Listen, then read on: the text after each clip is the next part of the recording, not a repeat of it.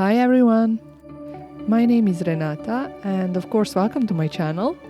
Today I decided to inspire you using a bit more unusual color choice and to show you what fun results you can get if you do some bold color choices.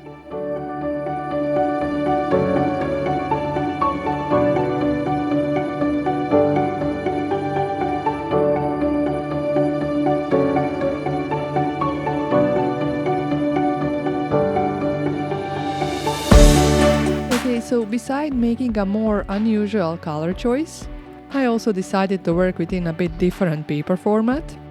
I don't know how is it for you guys, but for me certain images just inspire me to work within different shapes of paper. And this particular image that I will show you soon inspired me to work in this almost A6 format, but not quite.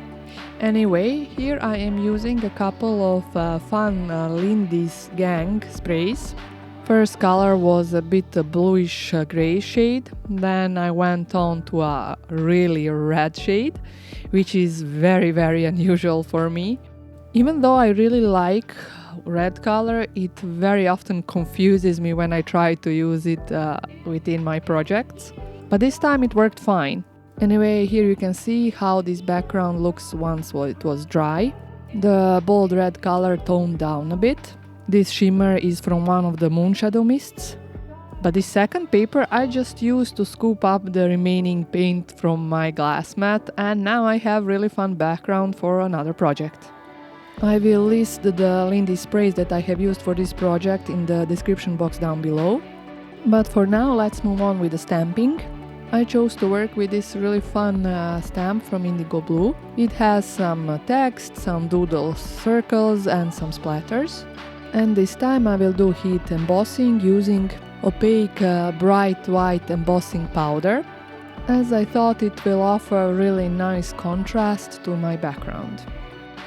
Also, as you can see, I am using a VersaMark Watermark stamp pad. At the moment you can't see much of my stamping, but you will see the results once I pour my embossing powder over it. And I think it will look really nice. As you can see, I am not using acrylic block for stamping, instead I'm using my fingers. The reason for that is that I didn't want this whole image from the rubber stamp to be transferred. Instead I wanted more, let's call it natural look, with a little embossed areas, as you will see soon, instead of covering my whole background with a whole block.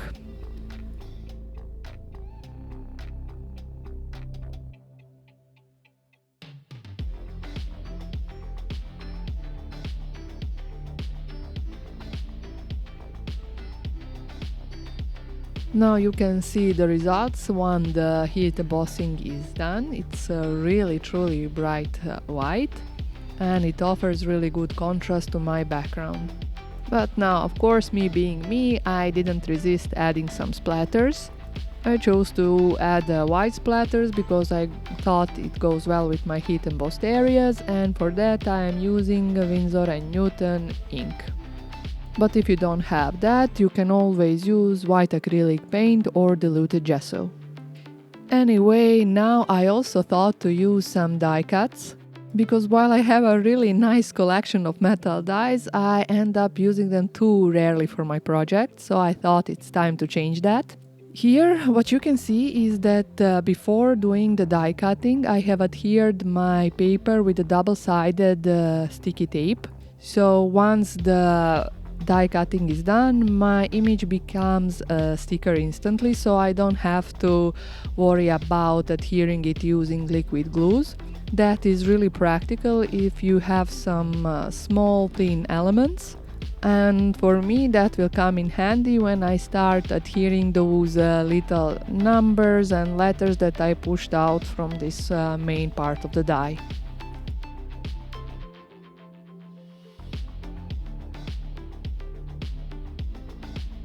Now here is what I said. You can see how I am using these little elements, which are instantly practically made into little stickers. It really saves a lot of time and it is mess-free technique. And in my case, it saves a lot of frustration, which sometimes happens with liquid glues and tiny elements like this.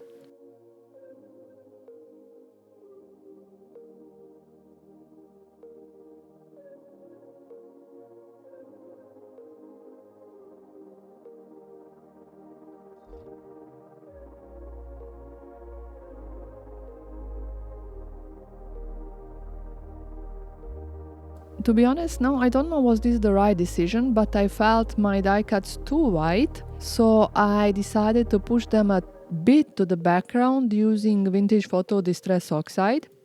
And using a blending brush, I am just adding a small amount of ink, mostly toward the edges of my die cut, so they are not as bright as they are at the moment. Anyway, as I said, I still don't know was this the best decision, and I am not sure whether I liked it better before or with this darkening, but that's on you to decide. But another thing which I did using Black Soot Distress Oxide is darkening the edges, and that is a fact which I really do like and tend to do on most of my pages.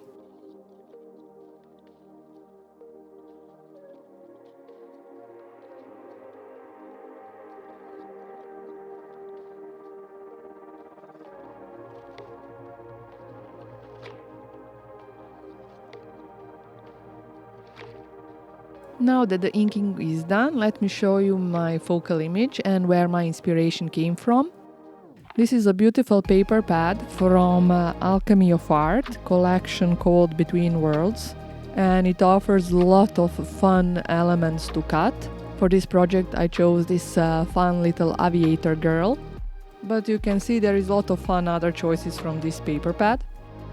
Anyway, so that she would fit with the rest of elements a bit better, I used the remaining ink from my ink blending brush to darken the edges just really slightly. It can barely be seen, but it's still there. And as I said before, I do want to use more die cuts in my project, so here is another set, this time from Sizzix, a couple of frames, as I hoped they would help my girl pop against the background a bit better and add some more interest to my project. I would also like to mention that the inspiration for this project came from the paper pad that I showed you, but also from an amazing crafter called Nuneka. I am hoping I pronounced that well, and I do advise you to check out her channel because she has really a lot of fun projects as well. Anyway, before I continue to adhere these elements, I decided to add a double-sided tape to the back of my paper.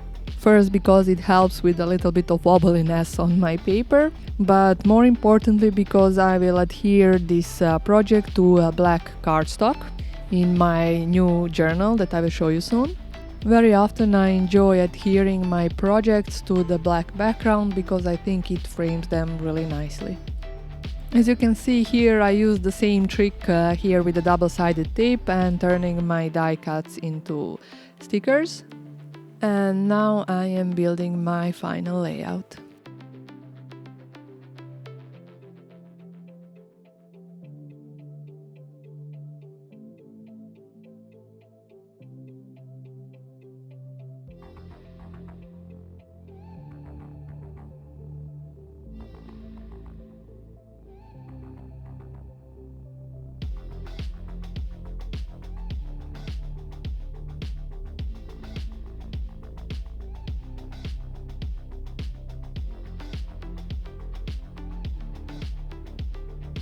For the girl I decided to add just a tiny bit of dimension, and I am using a very thin foam tape, which comes from that big circle as you saw.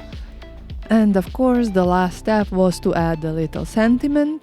Mine comes from this well-loved and known sentiment booklet from Team Holtz. This one is called Small Talk.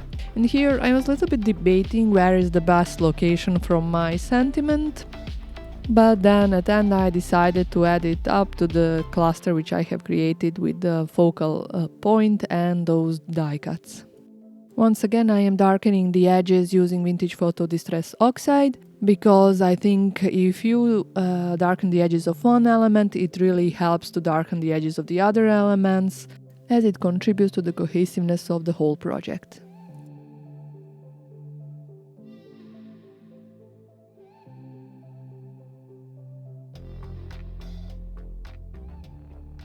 And here you can see my journal. This one included this little notebook, but I have also pre-cut these black cardstock, as I will adhere my new pages to it.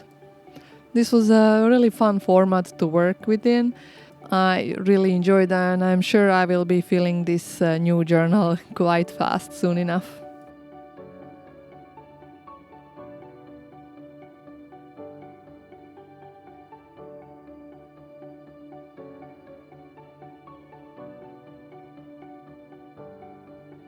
And this is it, the final step for my project.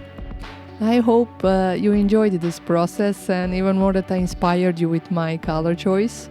To be honest, I was so happy that I finally managed to make a journal page using red color and to be satisfied with the result. Anyway, thank you so much for joining me. I really very much appreciate your support and those lovely comments that you leave to my videos. And of course, I wish a nice crafty day to all of you. See you soon. Bye!